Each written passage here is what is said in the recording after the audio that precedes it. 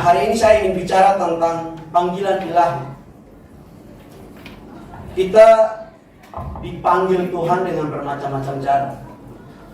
Saudara bisa berfungsi di mana saudara berada. Saya dipanggil sebagai hamba Tuhan. Saya harus berfungsi dalam dunia pelayanan. Ada saudara yang mungkin dipanggil sebagai pengusaha. Saudara harus berfungsi sebagai pengusaha yang baik. Ada yang mungkin dipanggil sebagai guru. Guru harus mengajar dengan baik.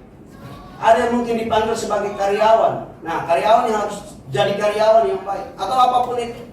Tapi satu hal yang saudara harus tahu, bahwa panggilan Tuhan itu mahal harganya.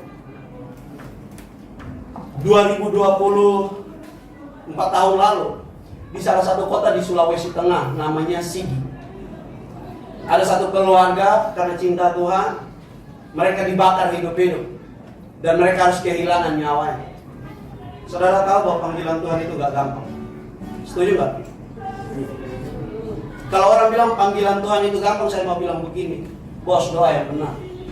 Panggilan Tuhan itu gak gampang. Ada banyak harga yang harus kita bayar. Ada banyak hak yang harus kita lepas untuk mengerti akan panggilan Tuhan. Kalau saudara baca berita di Kompas 12 Agustus kemarin 2024, WHO nulis begini, 1 dari 7 orang itu selalu mengalami depresi. 10-19 tahun orang muda itu hidupnya pasti dia mengalami depresi. Artinya begini, ketika kita dipanggil Tuhan, kita harus bisa menolong banyak orang.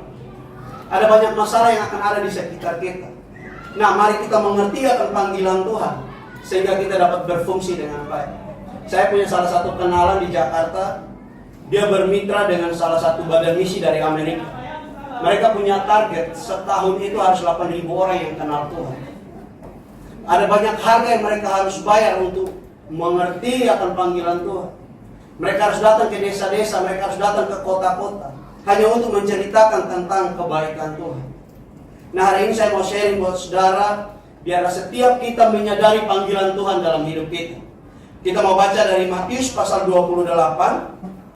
Kita mulai dulu dari ayat yang ke-16. Matius 28 ayat yang ke-16. LAI kasih perikop perintah untuk memberitakan Injil. Saya mulai dari ayat yang ke-16, saudara perhatikan, saya baca buat saudara. Dan ke-11 murid itu berangkat ke Galilea, ke bukit yang telah ditunjukkan Yesus kepada mereka. Saudara harus tahu begini, bahwa keadaan murid-murid pada waktu itu tidak dalam keadaan yang baik-baik saja.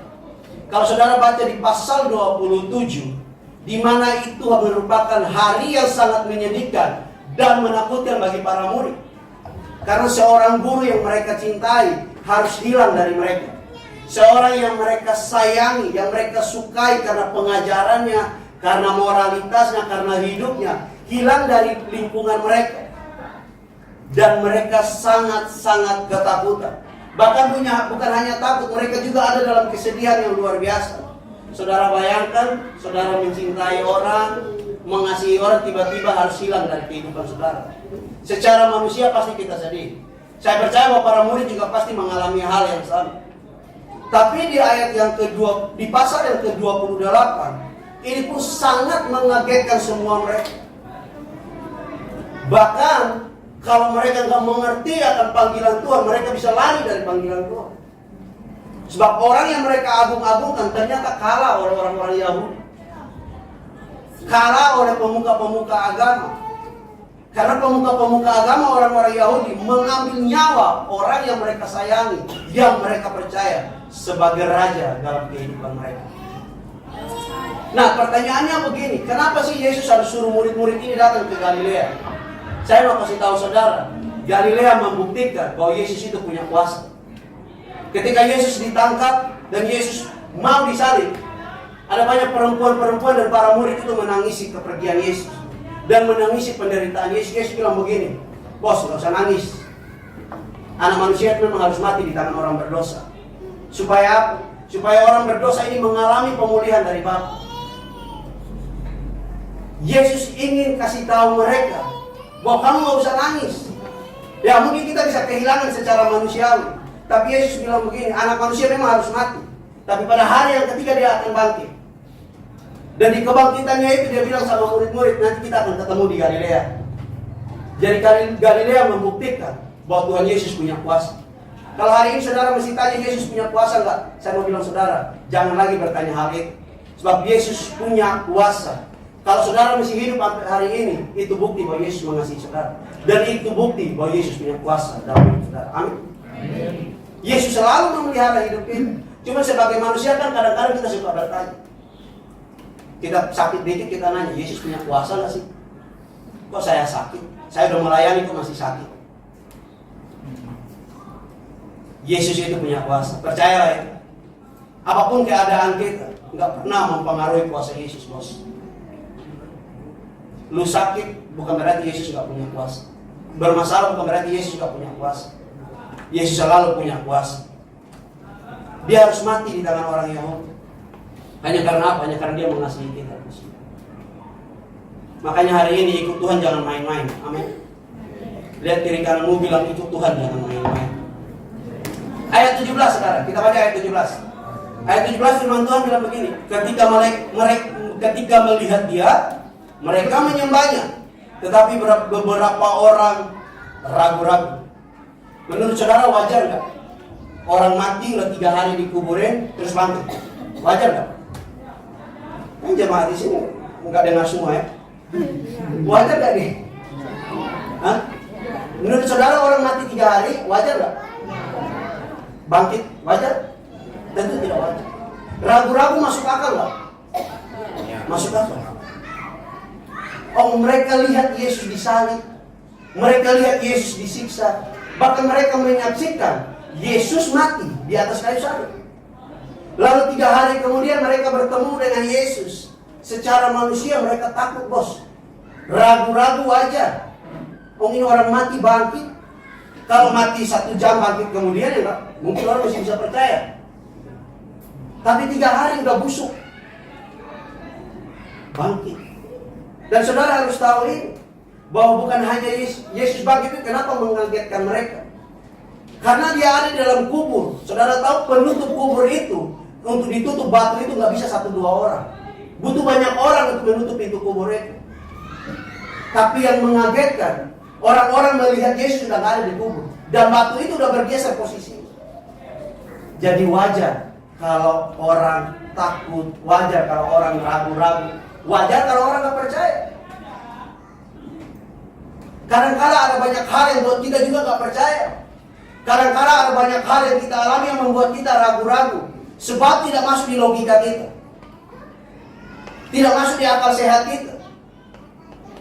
Jadi orang-orang ini menunjukkan sisi kemanusiaan mereka sebagai manusia biasa. Bahwa wajar kami takut, wajar kami ragu-ragu, wajar kami bertanya-tanya. Benar gak sih ini orang bangkit? Ini manusia apa hantu? Saudara bayangkan ada saudara atau orang tua saudara meninggal, 3 hari kemudian dia belum dikubur tapi dia tiba-tiba keluar dari peti, lari gak? Saya itu fobia saudara, paling takut ketemu jenazah. Karena ketika saya pulang saya akan kebayang-bayang. Beberapa waktu lalu saya baru ngurus salah satu anak dari daerah, Pak. Dia itu baru merantau 1 minggu, pelayanan, sakit, meninggal. Dia satu-satunya anak di tengah-tengah keluarganya yang sekolah. Dan dia nggak pernah pulang kampung. Jadi dia pulang bukan bawa ijazah tapi bawa jenazahnya dia. Kita ngurus dia, kirim pulang ke NTT, dia dari daerah Soe. Saya itu meskipun saya takut, saya harus beranikan diri. Karena nggak ada lagi yang ngurus nih anak nih. Kita urus, Pak. Saudara tahu saya habis ngurus dia, saya pulang jam 1. Di mobil itu saya buka semua kaca, bos. Saudara bayangkan tiba-tiba saya nyetir mobil, dia pegang di pundak saya. Pak, makasih ya, saya loncat dari mobil. Setelah kita jaga orang mati, tiba-tiba dia bangkit. Wah, makasih ya. Waduh, lari, bos. Saya tidur, waduh, saya nyalain semua lampu. Mohon maaf, saya lagi ke toilet, saya bilang sama istri saya, kamu tunggu dong di depan toilet. Jadi istri saya duduk di depan toilet, saya di toiletnya. Saya bilang kalau kamu masuk, wah PR saya bisa di dalam pakai pampers loh. Karena saya takut, saudara. Pendeta boleh gak sih takut? Hah? Bolehlah kita masih manusia, bos. Ya dunia kita sih udah beda. Cuma kita masih manusia. Gak usah naif lah. Jadi saya bawa mobil, saya turunin semua kaca, Pak. Pikir saya kalau dia tiba-tiba, Kak makasih, waduh, saya ngerem cepat, lompat saya. Orang-orang ini takut, ragu-ragu. Bukan mereka nggak percaya. Firman Tuhan bilang begini, ada orang percaya tapi ada beberapa bagian ragu-ragu. Ini bukan mereka nggak percaya, tapi memang mereka takut, mereka ragu-ragu. Sebab mereka menyaksikan dengan mata kepala mereka ada orang yang mati dan kemudian dia muncul secara tiba-tiba. Bahkan bukan hanya itu, bos. Dia di Matius 28 ayat 11 sampai 15. Dusta Mahkamah Agama, mereka bilang begini sama penjaga-penjaga itu. Kami kasih kalian duit nih. Cerita sama seluruh orang itu bahwa Yesus itu dicuri dan Yesus itu gak benar-benar mati. Bahkan satu paham filsafat namanya doketisme, dia bilang begini, 2000 tahun yang lalu nggak ada orang yang benar-benar mati buat manusia. Jadi mereka menolak keilahian Yesus. Mereka menolak bahwa ada pribadi yang benar-benar mati buat kita. Hari ini saudara masih percaya kan Tuhan sebagai Yesus sebagai Tuhan? Amin. Yang benar, amin. Ada masalah masih percaya Yesus? Pak, Bapak yang baju putih kenapa goyang-goyang, Mbak? Ada masalah masih percaya Yesus? Benar ya?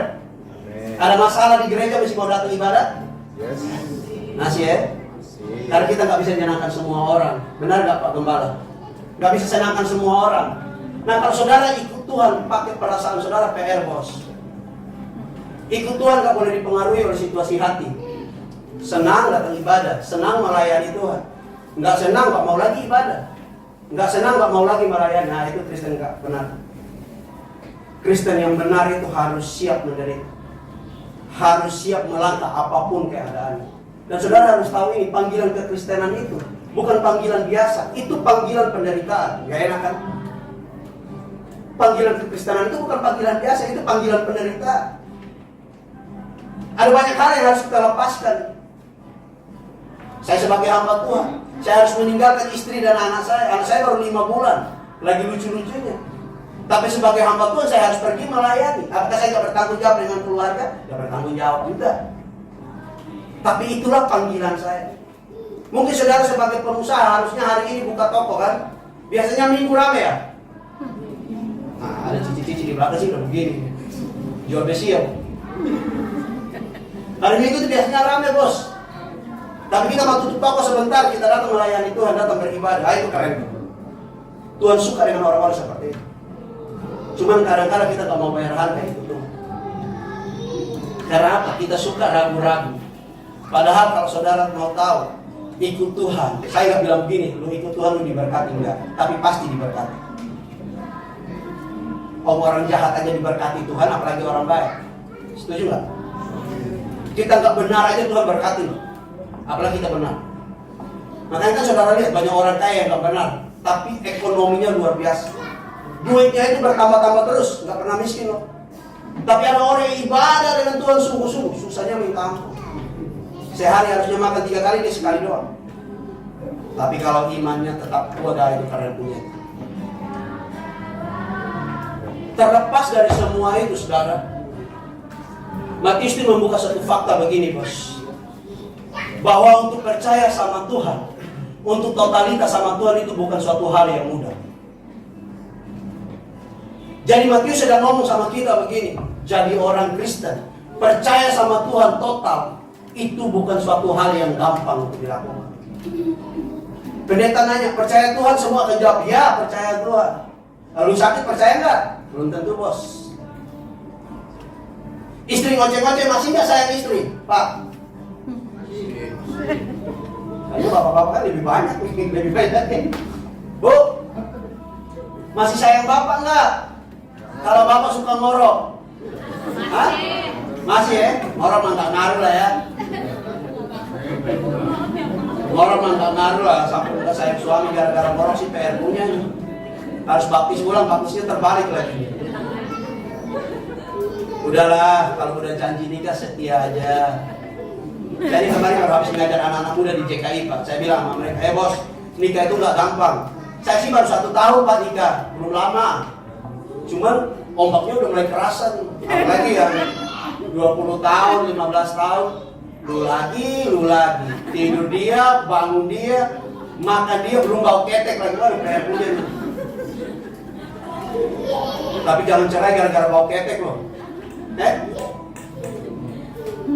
Pak, jaga keluarga dengan baik. Bu, setialah dengan keluarga. Tuhan suka dengan orang-orang yang setia dengan keluarga. Kalau keluarga kita baik, hidup kita baik, wah Tuhan sayang sama kita, bos. Percayalah, Tuhan pasti pelihara hidup kita. Ya mungkin kita gak kaya raya, mungkin kita gak punya segala fasilitas dunia, tapi ingat ini, kasih Tuhan terlalu besar buat kita. Bahkan saudara harus tahu ini, Yesus ketika sayang kita, bukan kita dalam keadaan yang baik, bukan kita dalam keadaan yang sedang taat sama Tuhan. Yesus mati buat saya dan saudara saat kita ada dalam keadaan yang brengsek, saat kita ada dalam keadaan yang tidak masuk akal, yang tidak mau diterima oleh dunia. Bahkan orang bilang begini, kita ini sampah masyarakat. Tapi Yesus masih mau mati buat saya dan saudara. Artinya kasih Tuhan itu tidak dipengaruhi oleh keadaan saudara. Tuhan sangat-sangat mencintai kita. Makanya hari ini kita harus belajar bahwa kita mau sungguh-sungguh mencintai Tuhan. Matius kasih tahu sama kita, ya mungkin ada saatnya kita ragu sama Tuhan, tapi kita mau tetap konsisten dengan iman kita. Bahwa ragu itu manusia biasa, tapi kita mau tetap setia dalam Tuhan. Saudara tahu Abraham dan Sarah, ketika mereka dijanjikan punya anak, di Kejadian pasal 17 atau 18, saudara akan menemukan begini, bahwa mereka itu tertawa dengan janji Tuhan. Kenapa? Gak masuk akal, bos. Udah tua, udah nenek-nenek. Saudara bayangkan opa-opa yang gigi udah tinggal 2. Ibu-ibu yang jalan aja udah, waduh, jalan udah buram semua. Terus dijanjikan, kamu akan punya baby. Waduh, pusing dia, bos. Oh, jalan aja udah susah, suruh pikul kandungan 9 bulan. Guling-guling dia di depan situ. Nggak masuk akal. Tapi Tuhan bilang begini, bos. Saya yang berjanji, saya yang akan menepati. Manusia berjanji bisa ingkar, bos. Suami janji istri bisa bohong, betul nggak, Bu? Hah? Jujur-jujur aja, Bu, ini kesempatan nih. Suami janji bisa bohong nggak? Bisa. Waduh, sakit hati banyak ini, Pak. Ibu-ibu bisa bohong nggak sama suami? Bisa. Pak, wow, Bapak keras banget ya. Janji kasih makan babi guling, malah makannya ikan teri. Kan nggak cocok ya, Pak, kolesterol naik nih. Kita masih menemukan itu dalam keluarga, tapi bukan berarti itu jadi alasan kita putus hubungan kita dengan suami atau istri. Masalah mah pasti ada lah, bos, nggak usah bohong. Anak sekolah masih susah bayar kan, makan masih susah. Tapi ingat ini, bos, kasih Tuhan nggak pernah habis-habis dalam hidup kita. Yuk kita belajar percaya sama Tuhan. Tidak mudah memang untuk percaya sesuatu yang tidak masuk akal, tapi itu yang harus kita lakukan. Kita harus tetap sungguh-sungguh percaya kepada Tuhan. Apapun keadaannya, apapun situasinya, mencintai Tuhan adalah suatu keharusan. Sebab Tuhan juga sangat mencintai kita. Ayat 18, saudara. Yesus mendekati mereka dan berkata, "Kepadaku telah diberikan segala kuasa di surga dan di bumi." Nah, dari semua keraguan tadi di ayat 16-17, Yesus jawab, "Kepadaku telah diberikan kuasa." Sekaligus mempertegas begini, bahwa kita tak perlu ragu. Bukankah perjalanan pelayanan Yesus membuktikan kepada para murid, buta melihat, mati bangkit, tuli mendengar, yang kusta disembuhkan sama Yesus. Kurang hebat apa Yesus? Cuman kadang-kadang kita nggak mau melihat itu. Mata rohani kita tertutup dengan masalah yang kita alami hari demi hari. Harusnya setiap masalah yang kita alami, kita pakai iman kita, mata rohani kita buka selebar-lebarnya untuk kita lihat bahwa di apapun masalah saya, kasih Tuhan selalu ada buat saya. Tepuk tangan buat Yesus. Yesus kasih tegas buat mereka nih. Bos, percaya saja, saya punya kuasa. Om mati saja bangkit, masa sakit gak sembuh, Pak? Tuli aja bisa dengar, masa ekonomi kita gak dipulihkan sama Tuhan, Pak? Gak ada yang terlalu susah untuk Tuhan kerjakan buat kita. Kadang-kadang 1 tahun buat kita tuh terlalu lama. Bagi Tuhan bisa jadi 1 hari, bos. Cuman untuk tunggu 1 hari ini PR buat kita nih. Karena kita gak mau tunggu 1 hari. 1 hari kelamaan kan? Dan umumnya manusia itu gak mau tunggu, betul gak? Apalagi bapak-bapak kalau nunggu istri dandan, wah lamanya minta ampun.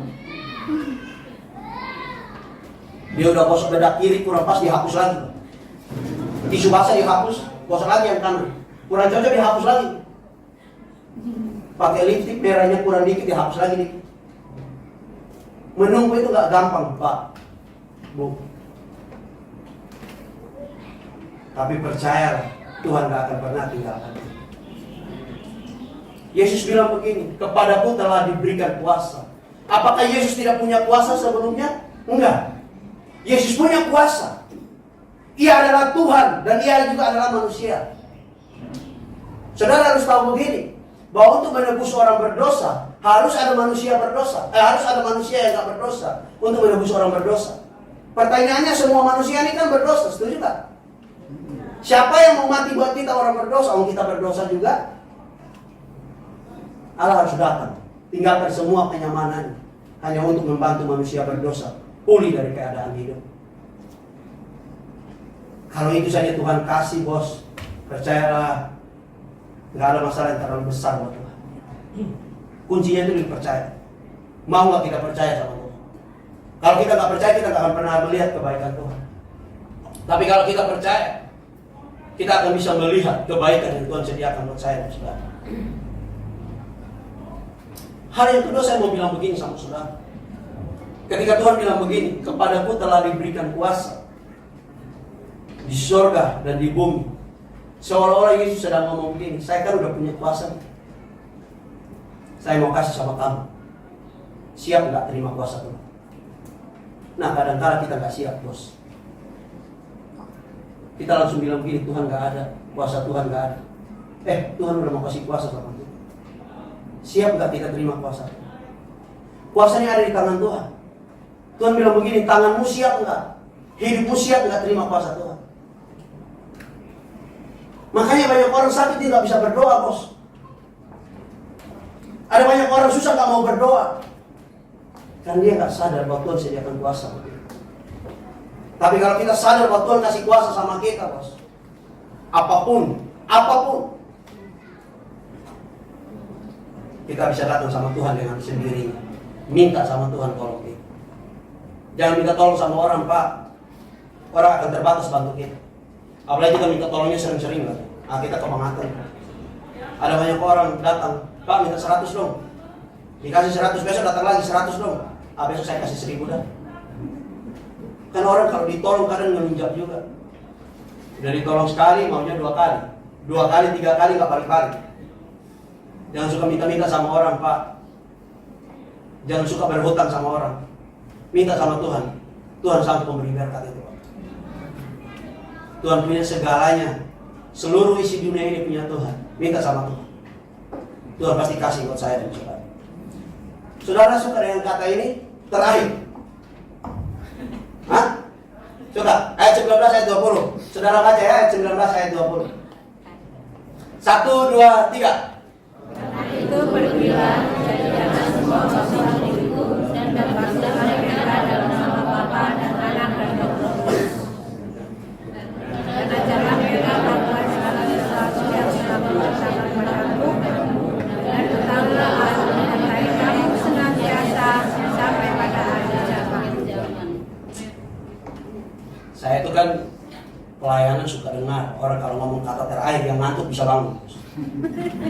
Yang nggak fokus tiba-tiba fokus. Nah, saudara tahu nggak? Saya itu sediakan banyak di akhir. Jadi silakan tidur lagi kalau mau tidur. Di ayat 19-20 orang saya bilang begini, inilah amanat agung. Amanat agung Yesus buat para murid. Kalau hari ini kita adalah murid Yesus, kita terima amanat ini dari Yesus. Amanat itu sesuatu kepercayaan yang dikasih sama Tuhan buat kita. Agung ini sesuatu yang sangat ilahi, sangat mulia. Mari kita terima itu dari Tuhan. Ada 3 pesan yang Yesus sampaikan. Pertama, jadikan semua bangsa itu murid Yesus. Yang kedua, Yesus bilang begini, baptis mereka dan ajarlah mereka.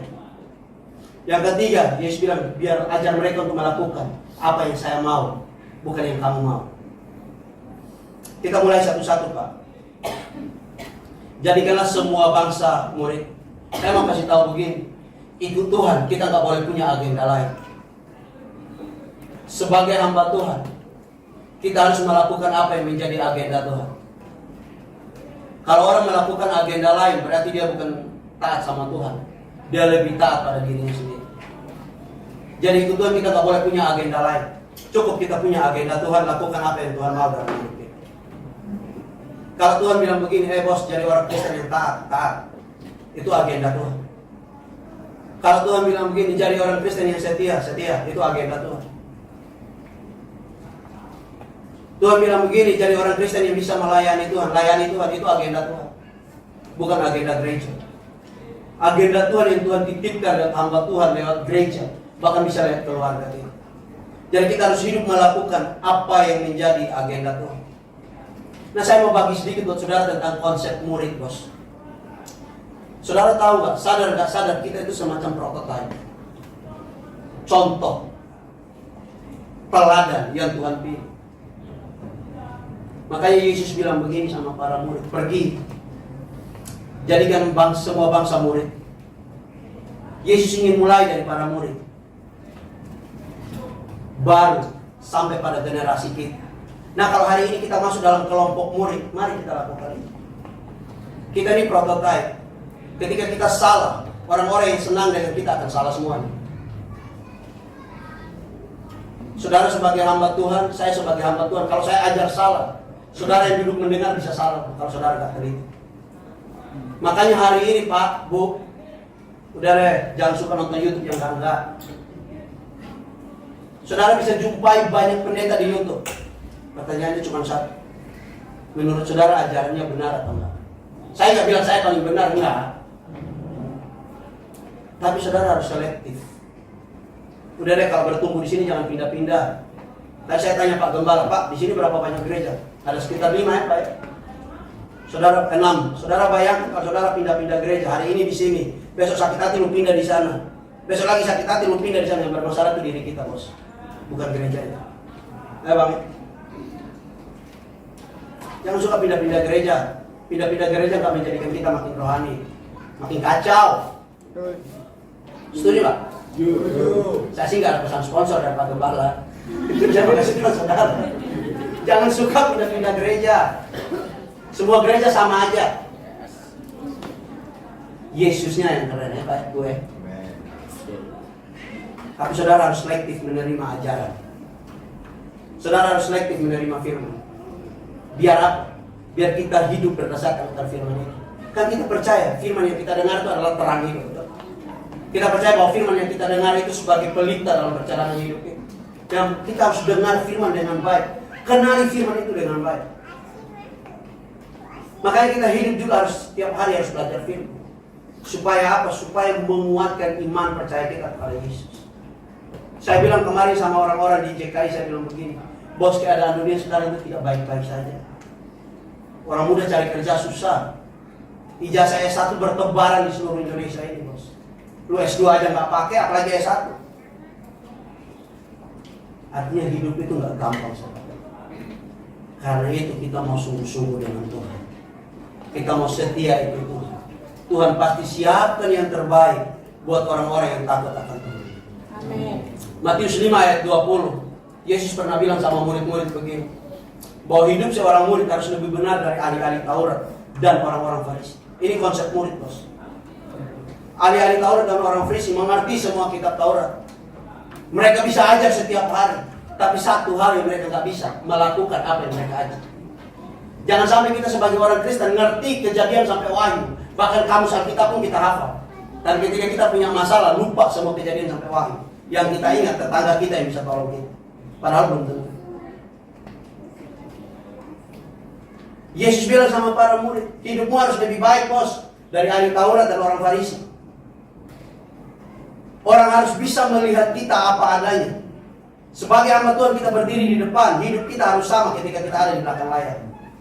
Sebagai jemaat Tuhan, sebagai orang Kristen, ketika kita ada di komunitas kita, kita baik, di keluarga kita harus sama.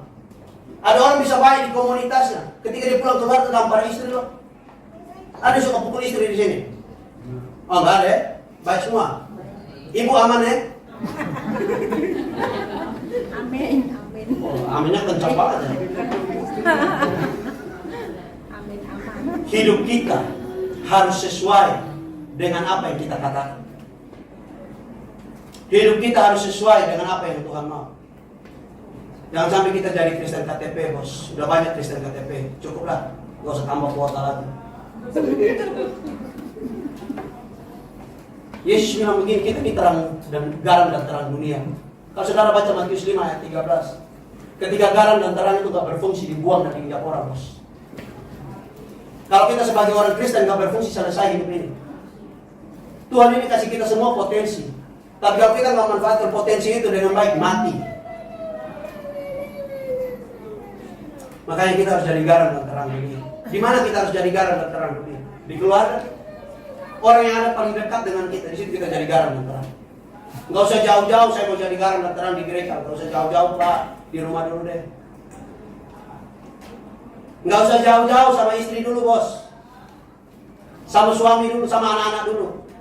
Kalau kita udah bisa menang dalam keluarga kita, saya percaya ketika kita keluar dari pintu rumah kita, kita jadi berkat.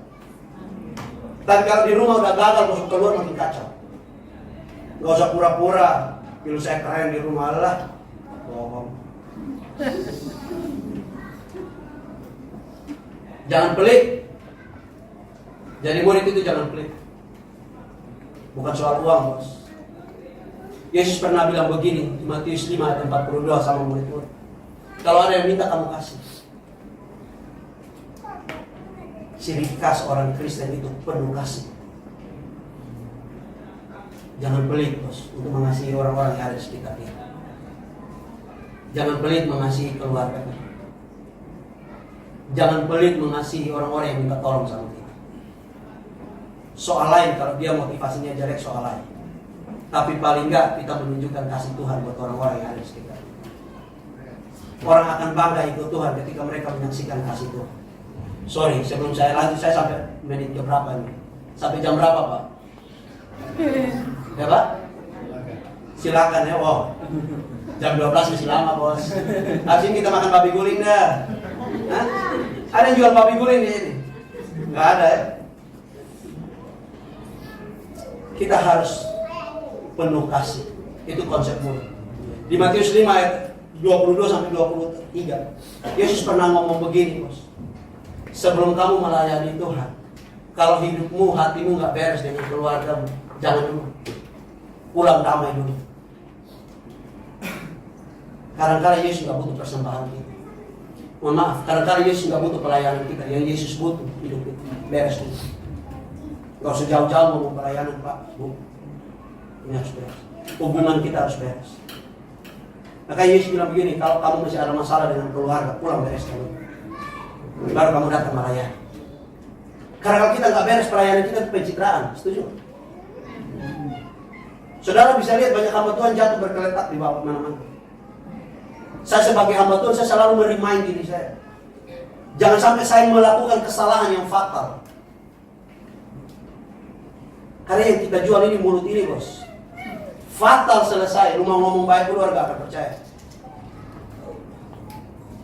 Sebagai pengusaha kan begitu juga. Kalau kita bohongin orang-orang yang bermitra dengan kita, selesai kan? Sebagai guru juga sama. Kalau murid-murid gak menemukan teladan dalam hidup kita sebagai guru, dia gak akan percaya. Kalau kita bilang begini, enggak saya masih bisa berubah. Udahlah, orang gak percaya. Saya suka dengan orang Chinese, filosofi orang Chinese begini. Sekali kamu bohongi, selesai ini. Benar gak? Istri saya ini orang Chinese bos.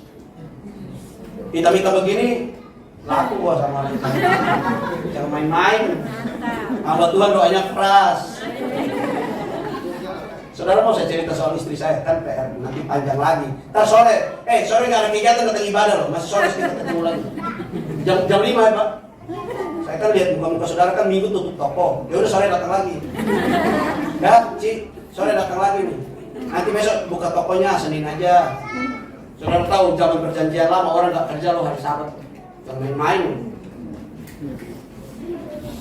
Hitam-hitam begini laku bos.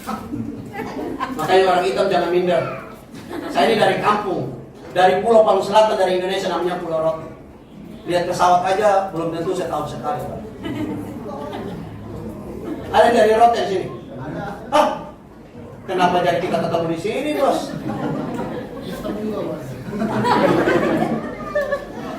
Habis ini kita ngopi-ngopi. Seorang murid hidupnya harus berbeda dengan bukan murid. Itu yang Yesus mau. Jadi konsep murid itu nggak gampang. Kita harus penuh kasih. Kita hidupnya harus berbeda dengan bukan murid. Kalau hidup kita sama dengan orang yang bukan murid Tuhan, ngapain? Ngapain capek-capek jadi Kristen sejak lahir? Bapak kalau saya tanya nggak tahu dari Kristen sejak lahir apa tengah-tengah nih. Tapi kalau kita Kristen dari lahir sampai tua nggak berubah, sayang sekali. Ikut Tuhan harus mengalami perubahan itu. Kita harus mengalami perubahan hati. Paradigma kita harus berubah. Konsep murid itu nggak gampang. Dan kalau saudara menyatakan diri saudara sebagai murid Yesus, saudara harus bisa melakukan apa yang Yesus mau. Setelah saudara sudah jadi murid, baru saudara bisa bawa orang jadi murid Yesus. Kalau kita masih gagal sebagai murid, jangan menginjil orang untuk jadi murid Yesus. Mengerti maksud saya? Konsep murid kalau kita nggak bisa hidupin, jangan paksa diri jadikan orang sebagai murid Yesus, bos. Makanya nggak heran, orang ketika punya masalah, temannya datang bilang begini, udah dipercaya Tuhan pasti tolong lu. Ketika dia punya masalah, dia nggak percaya Tuhan tolong lu. Kalau kita udah beres sebagai murid, baru kita jadikan orang murid Yesus. Jangan sampai orang percaya Yesus, kita enggak. Jangan sampai orang berhasil ikut Tuhan, kita patah dalam perjalanan iman.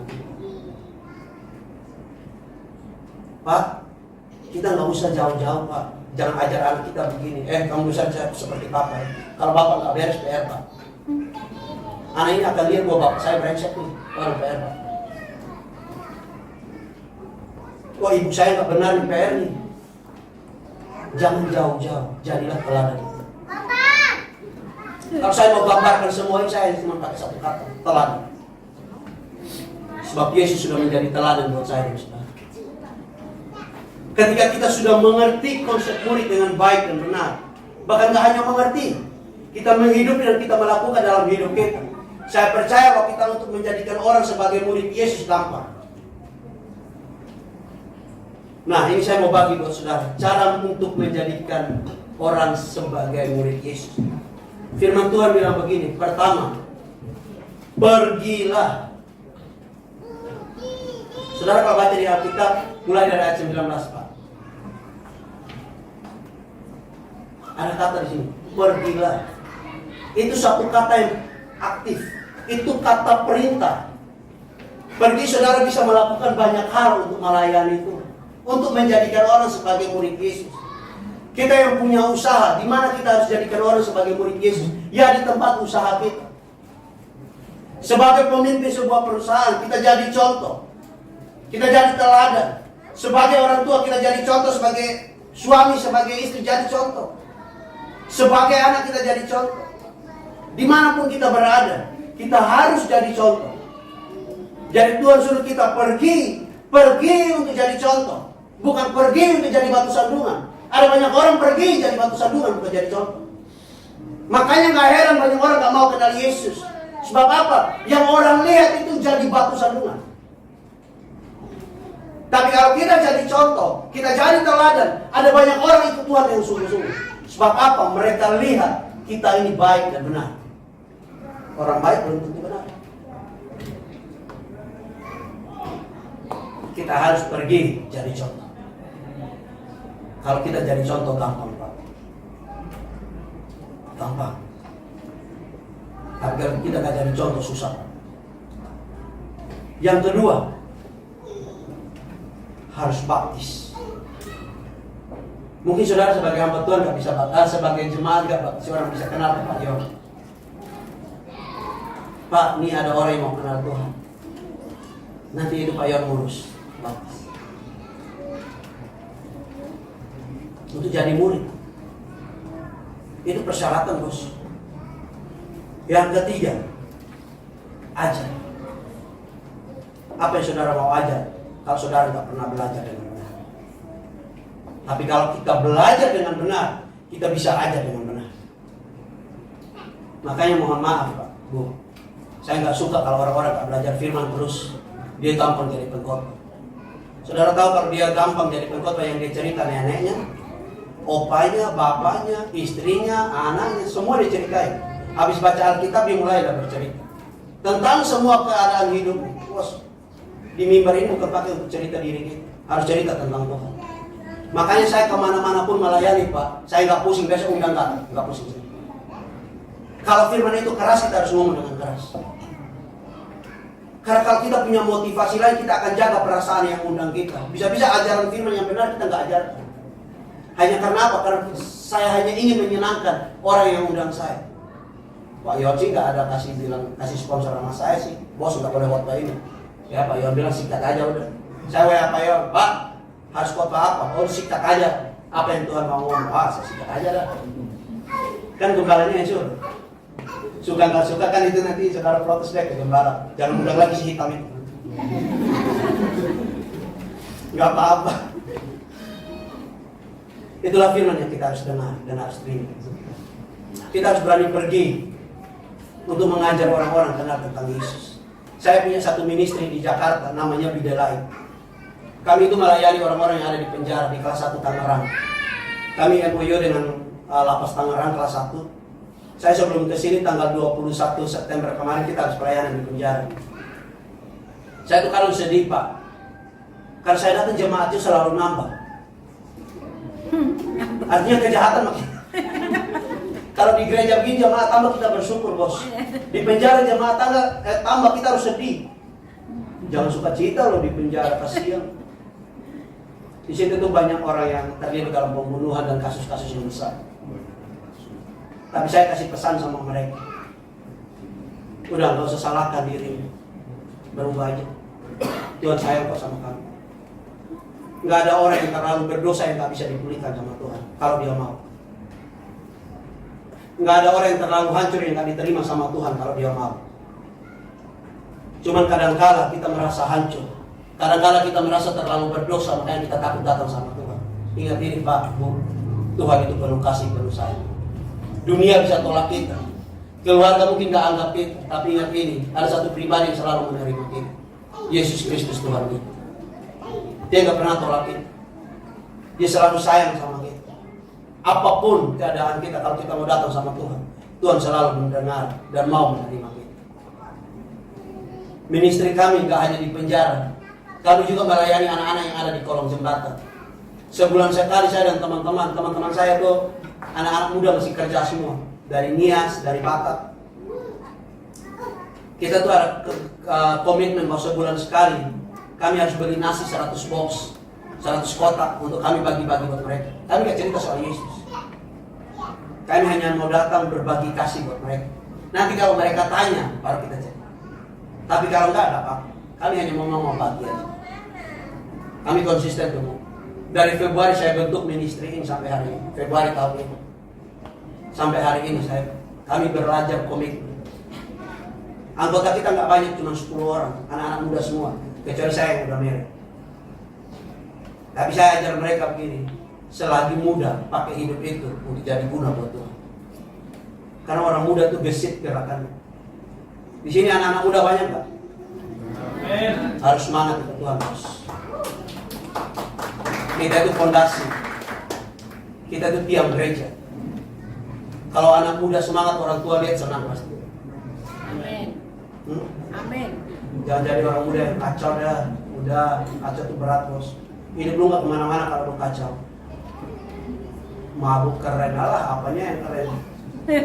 Rokok keren udahlah bos. Tuh. Ya Alkitab sih nggak nulis larang ngerokok, tapi kau baik untuk kesehatan. Jangan aneh-aneh kan. Pacaran yang baik-baik aja. Gak usah tidurin anak orang loh kalau belum bisa. Oke? Gak usah aneh-aneh. Di sini ada yang mesti pacaran. Bos, kalau pacarmu itu bermasalah putusin. Lebih baik nangis sekarang daripada nangis di kemudian hari. Saya bilang, aminnya kencang juga. Saya bilang begini sama anak-anak muda semalam, Pak. Nikah itu nggak gampang. Lu kalau masalah hari ini putusin. Ya mungkin dia senggol pacar, kurang aja nih mereka. Nah, saya bilang sama mereka, lu nangis sekarang lebih baik bos daripada nangis nanti. Orang tua lu juga akan ikut nangis kalau lu nggak beres nanti di kemudian hari. Kalau kita bermasalah di pernikahan, kita bawa semua keluarga terkait di dalamnya. Benar loh. Makanya kita harus pilih orang yang tepat, yang baik. Kayak mau urusan kedua dah. Saya orang hitam aja dapat orang Chinese. Saat saya dekatin pacar saya, dalam hati saya, papa saya bilang begini. Papa saya sih gembala sidang juga, cuma dia bilang begini. Lu yang benar lu. Lah, benar ini. Papa bilang begini, lu doa deh. Mohon maaf, konsep kami itu, kita gak akan pernah nyatu dengan orang Chinese secara ekonomi, bos. Karena orang Chinese itu pintar soal keuangan, bos. Dia kerja apa aja bisa berhasil, loh. Nah, orang Timur kerja apa aja bisa gagal. Buka toko hari ini, keluarga datang, nanti bayar ya? Oh ya nggak apa-apa. Yang penting barang di dalam habis nih. Habis bulan tagihnya PR dia. Kalau orang Chinese mohon maaf, keluarga kita ada yang punya toko, 50 perak pun diminta loh. Benar, bukan titir, bukan orang pelit, bukan. Tapi dia profesional dalam dunia kerja, itu kerennya orang Chinese. Kalau saudara mau belajar usaha, belajar sama orang Chinese. Jangan sama orang NTT, nggak jadi. Saya nggak bilang orang NTT nggak bisa usaha, tapi umumnya susah bos. Apalagi dia mabuk, waduh dapat 10.000, dia habis 100.000. Nombok lebih besar pasak daripada tiang. Susah. Kita mau usaha modal 10 juta, makan 12 juta, selesai bos. Kita di sini menginap di salah satu orang udah pensiun kerja juga orang Chinese. Saya sama pendeta Reo yang pernah khotbah di sini, saya bilang kami ganggu dia. Enaknya sekarang ya makan dari bunga doang. Kalau kami nggak pokok, nggak bunga, nggak potnya, kita makan semua. Kamu Tuhan kan gitu ya Pak Ion ya. Semua kita makan, pokok, bunga, pohon, pot, semua selesai. Kayak kalau saudara mau belajar soal keuangan, tanya deh sama orang-orang Chinese, itu hebat-hebat semua bos. Nggak ada lawan deh kalau soal keuangan. Jago. Nah kalau saudara mau belajar tipu-tipu orang, tanya sama orang rote.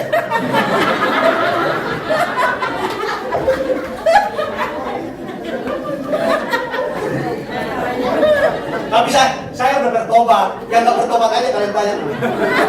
Nggak tahu yang dua orang rote ini udah bertobat belum?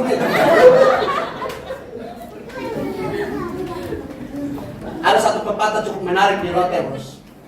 Kalau lu ketemu orang rote dan ular, lu matiin orang rote bos. Ular itu lu bisa bunuh kemudian. Kalau lu bunuh dulu ular, orang rote dibunuh lu. Kegigit sama orang rote.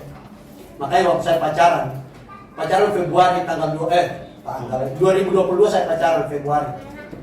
Bulan Mei 2023 saya sikat 2022 saya bicara nikah bos. Karena kalau lama-lama takut sadar.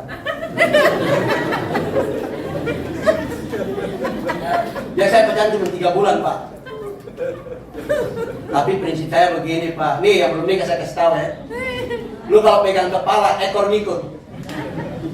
Saya sih pacarnya ceweknya awalnya belum terlalu mau Pak. Tapi mamanya saya pepetin terus. Mamanya saya pepetin terus. Tiap hari saya kasih firman bos. Renungan tiap hari saya kirim. Pacar muntah-muntah ya. Saya dekatin pacar istri saya itu dari bulan Juni tahun 2021 sampai Desember 2021 nggak balas WA saya. Jangankan balas, baca pun nggak. Jadi dia balas itu hanya kenal pertama. Saya WA dia, Dek, ini WA saya. Oh iya dia balas, oke kok. Wah saya sih merasa lucu bos. Saya hitam gini dipanggil kok agak geli saya. Saya bilang sama ponakan-ponakan istri saya, lu jangan pernah panggil saya Koko. Awas. Bukan apa-apa, nggak cocok mukanya begini nih. Kita kan ikan dipanggil Koko kan lucu ya. Hypertension. Februari 2022 dia bilang mau, pikir pendek saya. Ya udah 2023, 5 bulan Mei kita nikah dah. Ngomong nikah, bulan Mei saya datangin keluarganya. Nih Pak, kalau kita anak rantau harus mental budget. Tapi harus takut Tuhan. Saya datang sama keluarga yang datang sendiri Pak. Saya bilang sama ibunya, karena ibunya cukup dekat sama saya. Bu, saya mau serius sama anak ibu. Tapi saya nggak punya apa-apa. Saya hanya hamba Tuhan. Pak jangan ketawa Pak. Pak ketawanya ngeliatin Pak. Saya bilang sama mertua saya sih serius, tapi saya nggak ada uang nih. Mau nggak? Tapi saudara tahu nggak? Orang dalam Tuhan jawabnya beda. Dia bilang begini sama saya. Kamu kan hamba Tuhan. Kamu tahu nggak? Saya ini diberkati dari dunia kerja sekuler. Kamu diberkati dari pelayanan. Saudara tahu nggak? Saya belajar teologi sekian tahun nggak guna loh. Saya kayaknya diguruin kembali sama dia. Kayaknya lebih hebat dia teologinya daripada saya. Dari situ saya belajar, oh benar juga ya. Ngapain punya Tuhan? Nah sama nih kayak tadi, kita suka ragu-ragu, kita suka takut. Karena kita ukur Tuhan hanya pakai rasionalitasnya kita, hanya pakai logika kita. Akhirnya ketika nggak masuk, nah kita mulai PR. Saya bilang saya sih serius, tapi saya nggak punya apa-apa. Pas dia ngomong gitu, pulang saya WA pacar istri saya itu namanya Hana. Ada nama Hana di sini? Oh nggak ada ya? Berarti nama istri saya mahal. Saya WA istri saya. Sayang, ini mama kayaknya kode lampu hijau nih. Mau nggak Mer? Dia bilang, waduh nikah di Jakarta kan nggak murah bos. Lu ada duit? Nggak ada sih. Saudara tahu saya waktu dekatin pacar saya Pak. Saya ini baru pelayanan mandiri baru setahun belakangan Pak.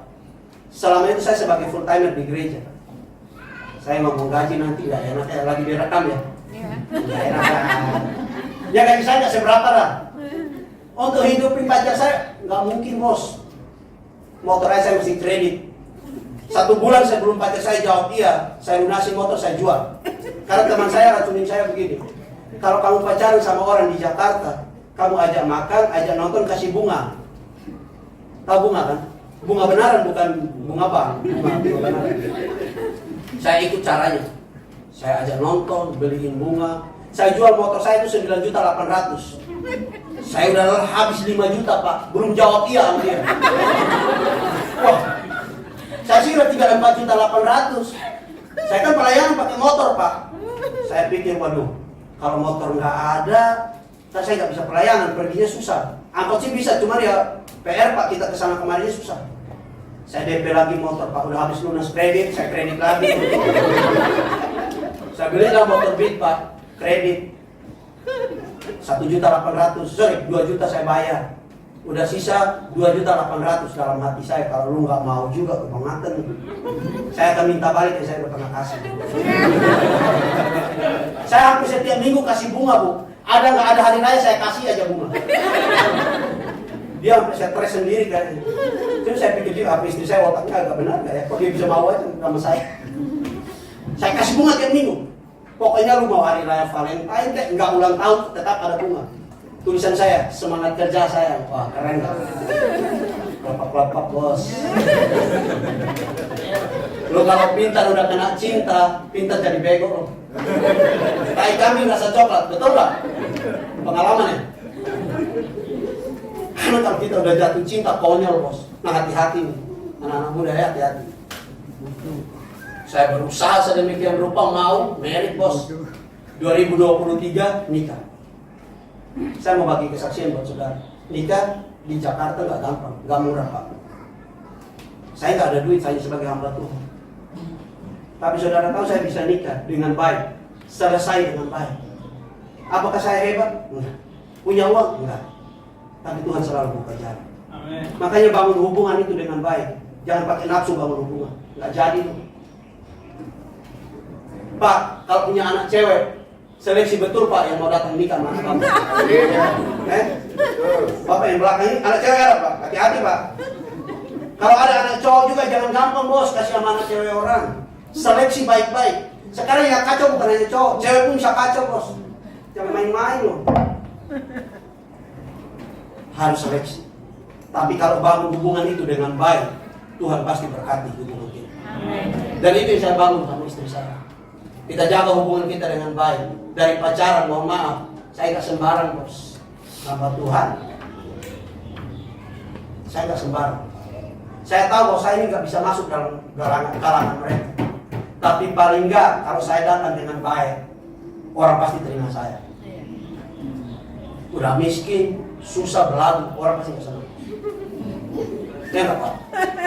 Udah susah, belagu lagi, wah orang paling kesal. Kalau kaya sih oke lah. Tapi kalau lu udah susah, lu belagu apa PR bos. Saya pastikan lu gak akan diterima. Mertua gila aja yang mau kalau mantunya error. Lu kalau error mertua terima lu, mertua lu bermasalah. Kayaknya baru keluar dari Grogol. Tahu Grogol? Grogol itu ada nama rumah sakit jiwa di Grogol namanya. Jadi kalau saudara ke Jakarta orang bilang ini orang Grogol, jangan senang bos. Itu diledekin.